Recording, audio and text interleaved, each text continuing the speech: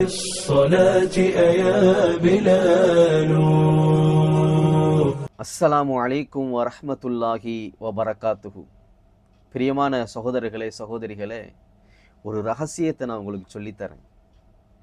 நபி ஸல்லல்லாஹு அலைஹி வஸல்லம் அவர்கள் சொல்வதாக ஹஸ்ரத் முஸ்தௌரித் இப்னு சத்தாத் ரலியல்லாஹு தஆலா அன்ஹு அவர்கள் அறிவிக்கக்கூடிய ஒரு ஹதீஸு முஸ்லிமிலே 2858வது ஹதீஸாக பதிவு செய்யப்பட்டிருக்கிறது.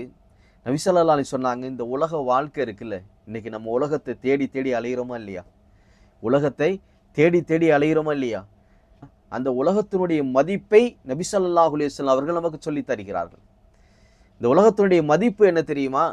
நபி ஸல்லல்லாஹு அலைஹி சொன்னாங்க, ஒரு மனிதன் தன்னுடைய விரலை கடலிலே மூழ்க செய்து அதை வெளியே எடுக்கும் பொழுது அந்த விரலிலே எந்த அளவுக்கு தண்ணீர் ஒட்டி கொண்டு இருக்குமோ அதுதான் இந்த உலக வாழ்க்கை அப்படின்னாங்க நபி ஸல்லல்லாஹு அலைஹி வஸல்லம். அதுதான் இந்த உலகத்துடைய மதிப்பு என்று சொன்னார்கள். இந்த உலகத்திற்கு மதிப்பு அவ்வளவுதான். இந்த உலகம் இருப்பது அந்த மனிதனுடைய கையில் அந்த விரலிலே ஒட்டி இருக்கக்கூடிய அந்த தண்ணி அளவுதான். ஆனால் மறுமையுடைய வாழ்க்கை என்பது அந்த கடல் நீரை போன்றது என்பதாக நபி ஸல்லல்லாஹு அலைஹி வஸல்லம் அவர்கள் இந்த ஹதீஸின் மூலமாக நமக்கு அறிவித்து தருகிறார்கள். கனிமான சகோதரர்களே, இன்னைக்கு நம்முடைய நிலைமை எப்படி இருக்கு அப்படின்னு சொன்னா, இந்த உலகத்தை மட்டுமே எடுத்துக்கிட்டு மறுமையுடைய வாழ்க்கையை மறந்து இன்னைக்கு வாழ்ந்துகிட்டு இருக்கிறோம். மறுமைக்கு தேவையான எந்த விஷயத்தையுமே இன்னைக்கு சேகரிக்காத மனிதனாக இன்னைக்கு வாழ்ந்துகிட்டு இருக்கிறோம். அதிலும் குறிப்பாக தொழுகை, ஜக்காத்து, நோன்பு, இது போன்ற கடமைகளை நிறைவேற்றுவதற்கு தயங்கக்கூடிய ஒரு மோமின்களாக இன்னைக்கு வாழ்ந்துகிட்டு இருக்கிறோம். உண்டா இல்லையா? நமக்கு நேரம் கிடைக்கும் பொழுது தொழுகிறோம், நமக்கு டைம் கிடைச்சா அதுல நம்ம நோன்பு வைக்கிறோம், நம்ம நினைச்சா மட்டும்தான் ஜக்காத்து கொடுக்கிறோம். உண்டா இல்லையா?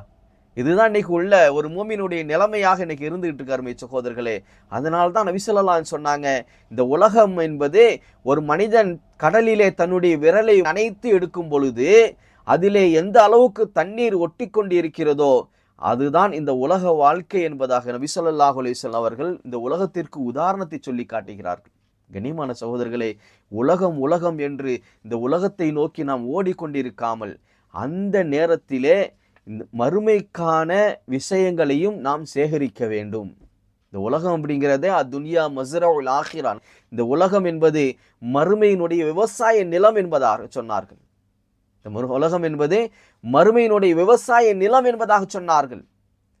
இதுல நம்ம என்ன பயிரிடுறோமோ, இங்கே நம்ம என்ன அமல் செய்கிறோமோ, நாளை மறுமையிலே அது நமக்கு பிரயோஜனம் அளிக்கிறது. கண்ணியமானவர்களே, உலகமும் நமக்கு தேவை.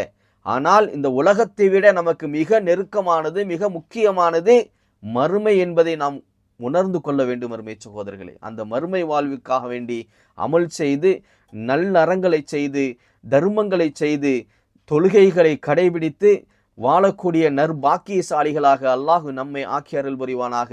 வாஹிர் தவானா அல்ஹம்துலில்லாஹி ரப்பில் ஆலமீன்.